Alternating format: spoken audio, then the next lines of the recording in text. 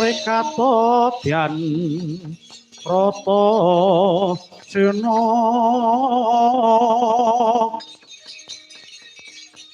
ampopolang Sang Bintulu Haji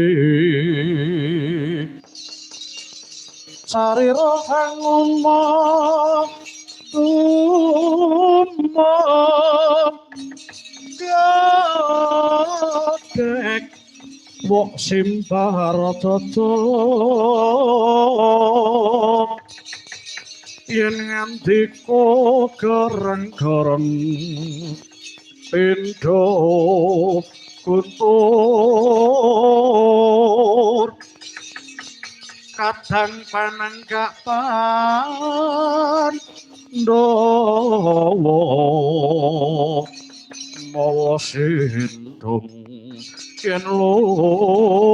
maris Pratasena bidhal mring Wonomarta telung jangkah wis dumugi tepis wiringing alas mertani. Ocap kacarita nalika semono telung jangkah dian Pratasena wis dumugi tepis wiringing alas mertani. Alas gum liwang liwung kegorotan wit gurda lan mandira ting jengglek ngrangsang langit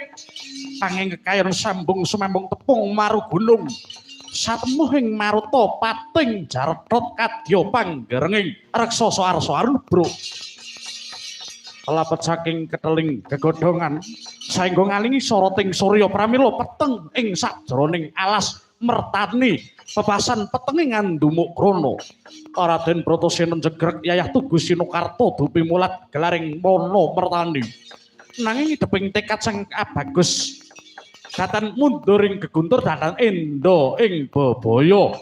wis nyawijestining manah dian Bratasena nedya mbabat Wonomarta pramila sigra matekaji Bandung Bandawasa ungkal bebener blapak pengantol-antol tinaliru suwargi ingkang paman satriya ing mandira jajar nenggih Raden Gandamana melintir gumbala seblak sampur tanjak orangka suku ki mancat bumi suku tengen den balangake